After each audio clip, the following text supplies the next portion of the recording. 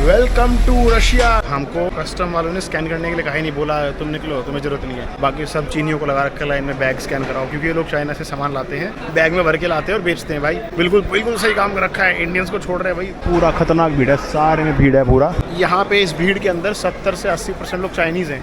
Friends, this is the video posted by an Indian YouTuber with 390,000 subscribers.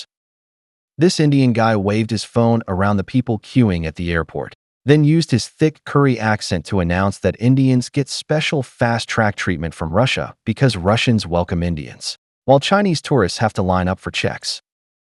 Then the comment section was full of Indians hyping themselves up like crazy, praising the great Russia-India friendship. The video is only 18 seconds long, but for Indians that is already quite long. 18 seconds is enough for an Indian to finish telling a lie, while most Indians only have a 7-second memory, so understanding an 18-second video is already very difficult for them. Forgive me for being blunt. I did not see this curry guy getting any special treatment in the video. I only saw him talking nonstop to his phone camera. I also did not see Russians doing extra checks on Chinese tourists, let alone Russians respecting Indians.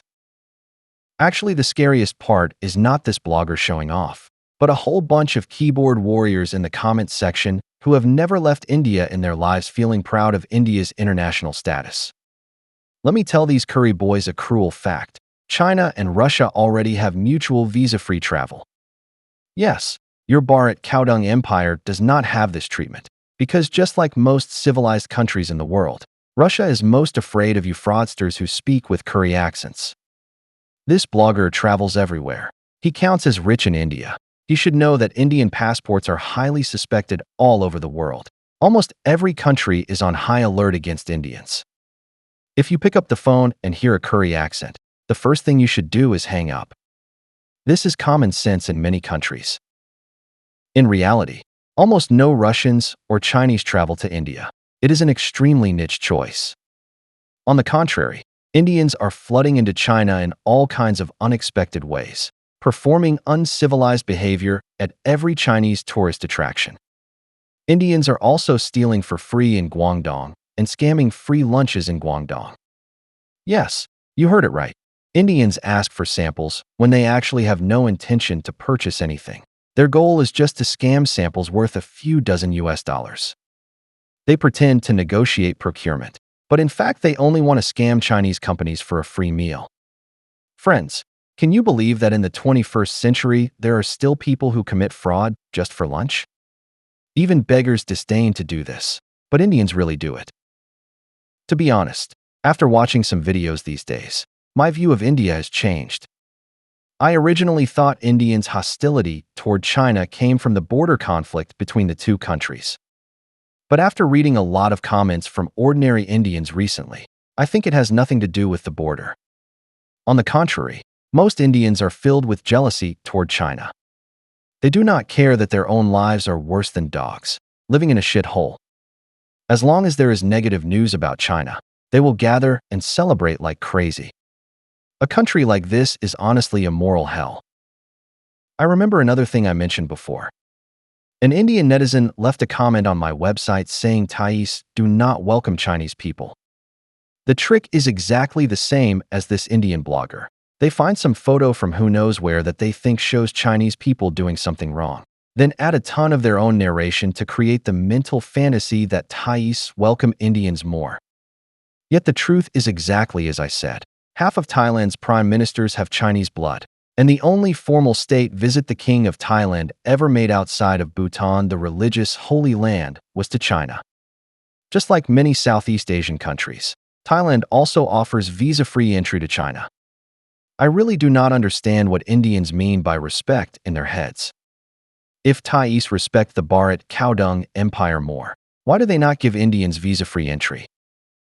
In fact, throughout Southeast Asia, whether in Thailand, Malaysia, or Singapore, Indians are basically a negative label.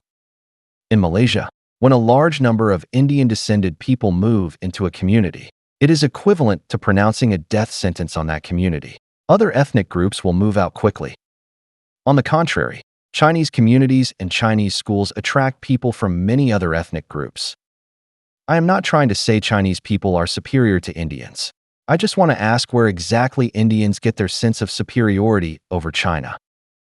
India's economy is only 1/5 of China's, and even that number is mixed with massive amounts of cow dung.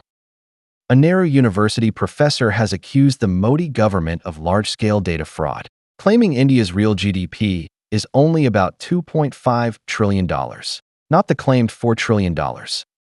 In almost every field, including politics, economy, culture, military, diplomacy, and technology, India has basically nothing that can compete with China. If we talk about people's living standards, Chinese families already commonly own LED TVs, computers, smartphones, refrigerators, air conditioners, washing machines, integrated stoves, flush toilets, electric bicycles, and electric cars. They live in the best cities in the world with the most advanced infrastructure. My phone shows 5G. Do you Indians even know what that is? Do you know China's 5.5G is already spreading from big cities to towns and villages? Do you know how Chinese people react when they see the rich districts in New Delhi and Mumbai that you are so proud of? Do you know that in Chinese eyes your lives are worse than dogs?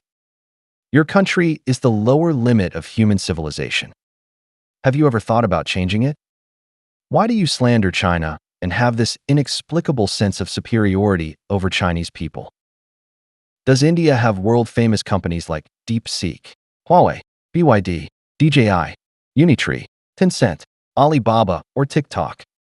Do you have your own chips, operating systems, or AI large models?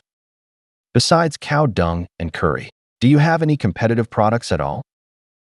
I remember the video where I criticized ISRO for faking things. I said Indian netizens were betting that ISRO absolutely cannot achieve manned spaceflight in 2025, and if Indians dare to launch the rocket anyway, it will definitely be a one-way ticket for them.